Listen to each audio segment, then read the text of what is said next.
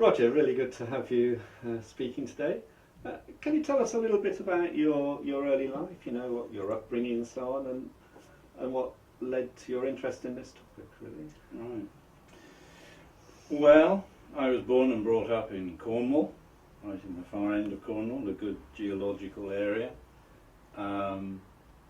Went to secondary school, didn't achieve any great flames there. Went on to do my degree in theology, actually, and to study with a view to becoming a pastor. The reason for that is that I had become a Christian in my late teens.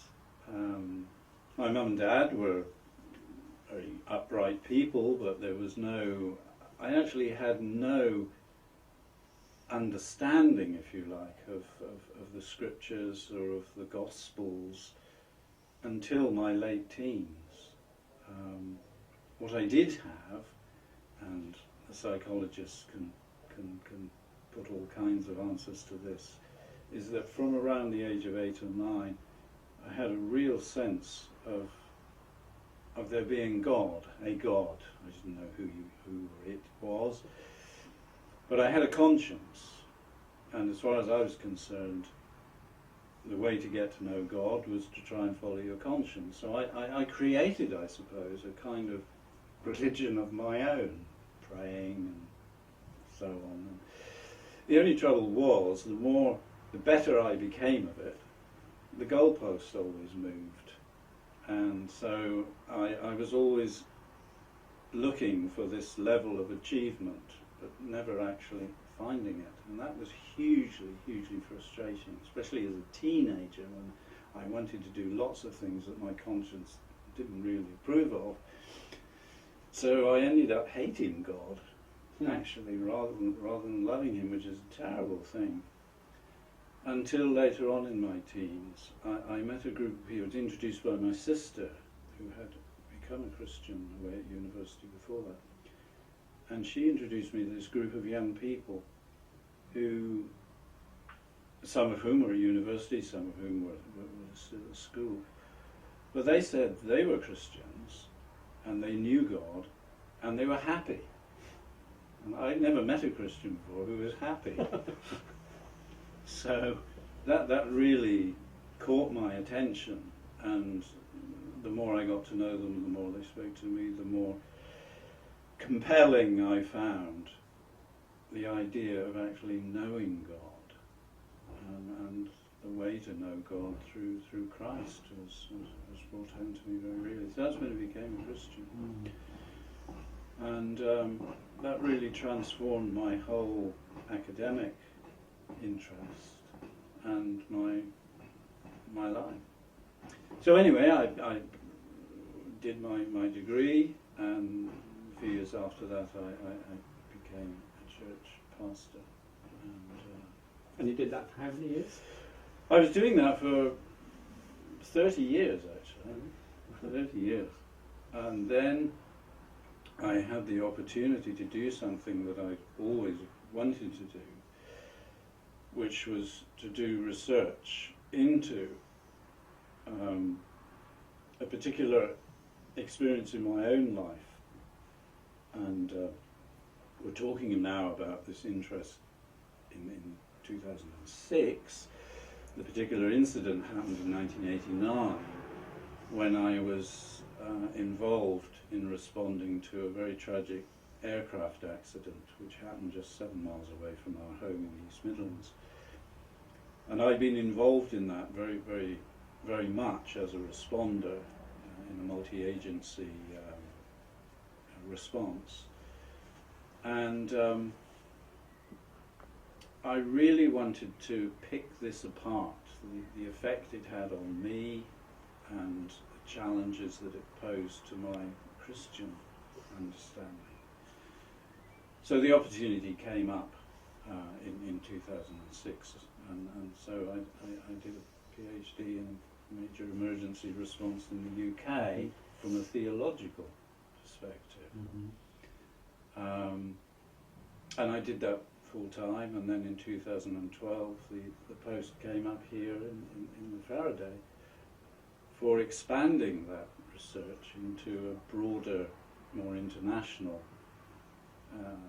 arena, and yet narrowing it down now onto so-called natural disasters. But before we go and talk onto that topic, you continue as a responder now, don't you? At various disasters? Well, human cause. up to a point, I do. Ever since that incident in 1989, and as a result of being involved in that, I was invited to be a part of certain organisations and bodies that were either involved in emergency planning or that were involved in responding. So occasionally, if something major happened, then I would be asked to respond.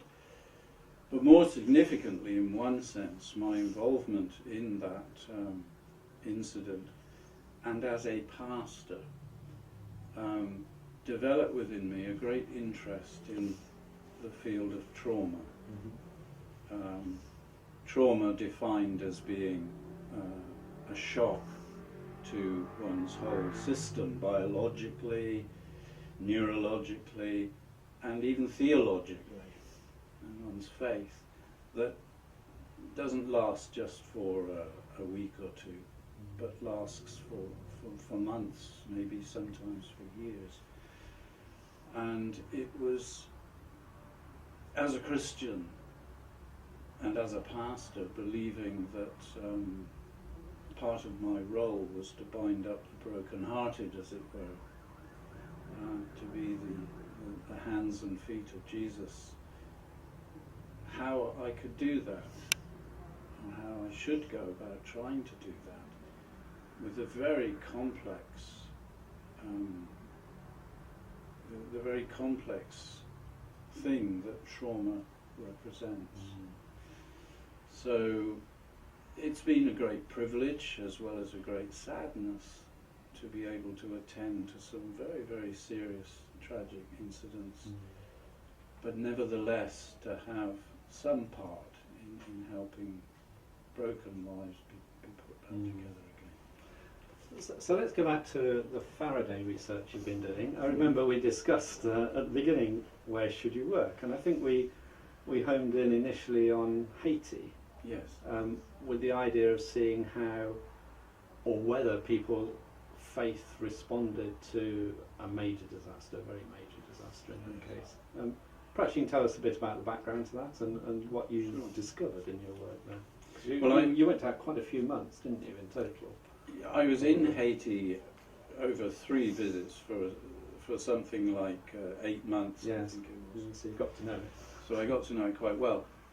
I had, of course, been there previously, because in my role as a responder, I had been there 10 months after the earthquake, the tragic earthquake in January 2010. And by that time, not only was the trauma of the earthquake beginning to affect people profoundly, they also had a major outbreak of cholera, and that was at its worst at the time when I first. Which was brought in by. We now know was brought in not deliberately, but unconsciously by the Nepalese UN peacekeeping force that had been brought in, and of course cholera was endemic and is endemic within Nepal. So, but I was working both with earthquake survivors, but also with cholera survivors, some of whom had also been earthquake survivors. Yes. So they'd had this double whammy. And they get typhoons and floods, don't they? They'd had, in fact, a tropical storm, Thomas, had hit them in the September, and of course, because of the amount of water had come, was very influential in diffusing the cholera, and spreading it. Virus, which is a very, very virulent one. And it's really something to see someone dying of cholera. But anyway, those previous visits left me And I can remember taking my last flight out of Haiti after that deployment and really praying, quite honestly, Lord, how could I possibly come back to this place? Oh, wow.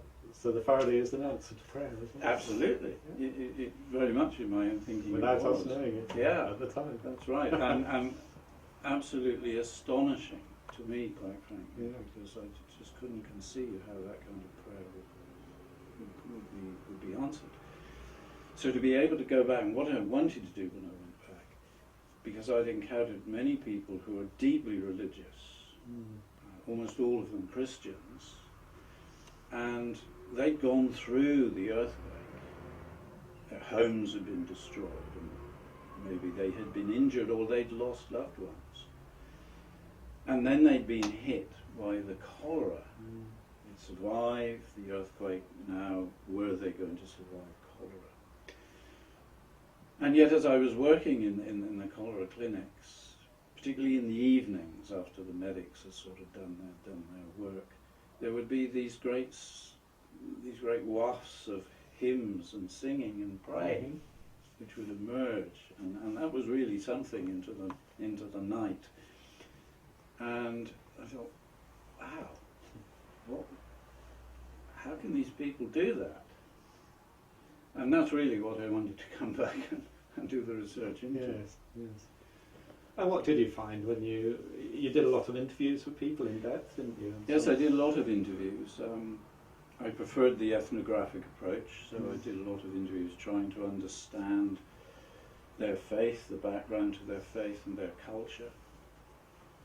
And what I found is that, without doubt, their faith was of a huge help to them when it came to coping with the trauma, if you like, the impact of the earthquake and the cholera. That, to me, is without doubt, and that comes very powerfully out of the narrative. That's amazing, isn't it? Because most people, secular people, would say, hit with a disaster that's going to destroy your faith. Well, yes. It's what Job, it's what Satan said to Job, Indeed. isn't it? Take away his belongings, his family as well, Absolutely. so he'll lose his faith in you. But that's not what you found, is it? It wasn't, and that, in one sense, as a Western researcher, was a surprising outcome, because Yes. I would interrogate these people, as it were, about their faith and the way they responded to, did they blame God? Did they still believe that God was good when these terrible things had happened? And almost all of them came back to me. I can't remember one saying, "Oh, I don't believe in God anymore." If they didn't believe in God, they didn't believe in God before it happened. Yes, yes. It certainly wasn't the earthquake. Why do you think that is, that the disaster has this effect on people of faith? I think with the Haitians, it connects with something else which I discovered in my research, which again was because I'd never encountered it to that degree before, was quite surprising. Haiti being the place that it is, with the long history of struggle and brutality, many of them had learned strategies of how to survive, and their faith had helped them. It was part of the strategy. And I feel that was a very, very significant reason as to why they were able to cope so well as they were with the traumatic side, and why they didn't blame God. Because when an earthquake happens, like it happened to them, they lost everything. And they lost that sense of control. As Westerners, we feel we're in control, we can control. They lost all of that. And the one thing that gave them enormous help and comfort was, well, we believe in a God who hasn't lost control. So even out of this terrible, terrible situation, something good is going to emerge. And that was of huge benefit to me. And of great humbling to myself. It was a huge privilege to sit with these people, many of whom were uneducated, many of whom had suffered horrendously, and to see them at such peace. We can hear background of Yes. emergency vehicles at the moment. So that was Haiti. Now, you've also worked in the Philippines, in New Orleans. Tell us about that. Did you find the same sort of things there, or different things? Philippines was a big typhoon, wasn't it? The Philippines was a big typhoon. Biggest that had hit land. Yes, ever biggest to up make that landfall. time. Yeah. That's right. So And New Orleans was a flood, of course. yes, indeed. In the Philippines, again, I found the same thing. A mixture, a greater variety, if you like, of Christian denominations. I was staggered how many denominations you could find in the space of one little island that I was on. But again, the same sort of response in terms of its capacity to help people cope. And very much the case in New Orleans.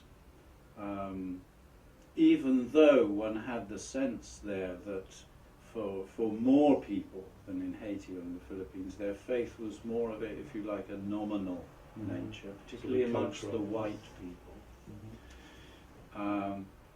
But again, none of them responded in their interviews with a sense of anger towards God.